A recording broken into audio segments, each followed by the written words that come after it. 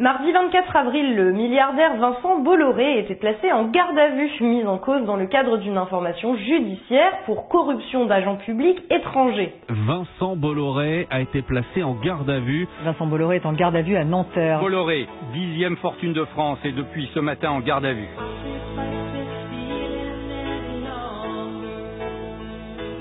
Ce soir, Vincent Bolloré est toujours en garde à vue à Nanterre, dans les locaux de l'Office central de lutte contre la corruption. Avec aujourd'hui un soupçon de corruption d'agents étrangers. Exactement, il n'a manifestement pas convaincu les enquêteurs puisqu'il a été déféré devant les juges en vue de sa mise en examen. Les magistrats le soupçonnent d'avoir favorisé l'élection de dirigeants africains en échange de la concession de terminaux portuaires, faisant ainsi passer ses intérêts personnels devant ceux de nations entières. On ne présente plus le très médiatique homme d'affaires Vincent Bolloré, à la tête d'un vaste empire comprenant des entreprises de transport, de papier, de plastique, d'huile de palme, mais aussi de communication, de publicité ou de médias.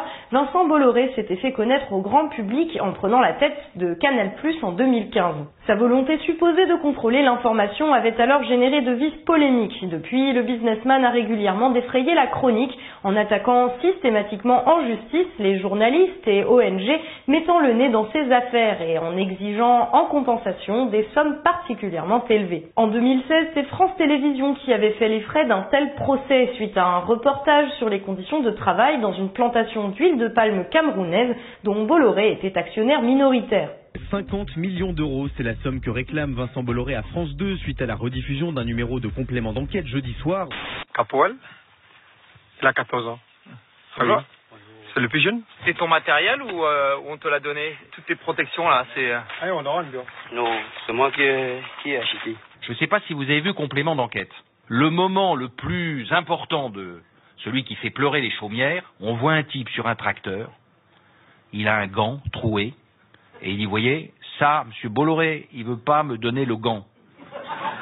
On a aussi une troisième plainte au Cameroun pour diffamation, et cette fois-ci, diffamation au Cameroun, c'est 6 mois de prison ferme, c'est-à-dire que Delphine Ernotte, ma PDG, Nicolas Poincaré, présentateur de Complément d'enquête à l'époque, et moi-même, nous encourons tous les trois la 6 mois de prison ferme au Cameroun, donc c'est pour avoir simplement dit des choses qui sont vérifiées, recoupées, établies.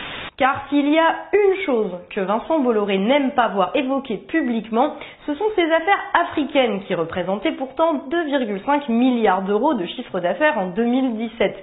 Bolloré contrôle et exploite notamment énormément d'infrastructures africaines, à commencer par des voies de chemin de fer et des ports. L'entreprise Bolloré Africa Logistics détient ainsi les concessions des terminaux à conteneurs de 16 ports sur le sol africain, ce qui lui permet de contrôler une part extrêmement importante du transport de marchandises sur le continent et d'en tirer des bénéfices substantiels. Et l'on en vient à l'affaire qui nous intéresse, puisqu'il serait possible que 2 concessions portuaires aient été attribuées à Bolloré de manière très irrégulière.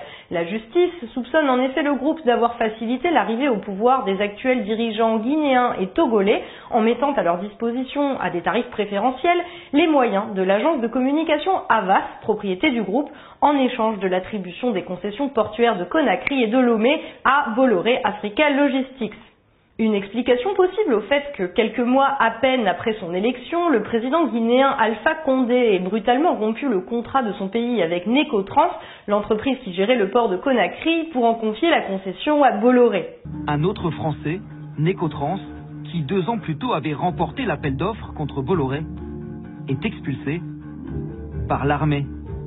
Bien sûr, c'est à la justice de dire s'il y a eu ou non corruption. Si cela s'avérait vrai, cela voudrait dire que des industriels français peuvent, pour leur profit personnel, placer à la tête de nations supposées souveraines des hommes de paille pillant sans vergogne leur propre peuple. Rappelons que la Guinée est considérée comme l'un des pays les plus corrompus de la planète. Mais au-delà de cette hypothèse, peut-être y a-t-il un vrai problème avec le fait que des milliardaires transforment en terrain de jeu un continent entier au détriment de son développement. Comment des nations pourraient se développer normalement alors que chaque mouvement de marchandises est soumis à une taxe privée imposée par un homme d'affaires étranger? En agissant comme il le fait, Vincent Bolloré n'a-t-il pas une part de responsabilité dans l'exode d'une partie de la jeunesse africaine vers l'Europe? Peut-être serait-il temps d'envisager le commerce international autrement que comme un pillage systématique, dommageable pour tout le monde, excepté pour une poignée de parasites qui ne savent déjà plus quoi faire de leur argent. Merci à vous d'avoir suivi le fil d'actu, c'est tout pour aujourd'hui. Vous pouvez partager cette vidéo et nous soutenir via notre page Tipeee. On se retrouve très bientôt dans un nouveau numéro du fil d'actu, l'émission qui donne du sens à l'information.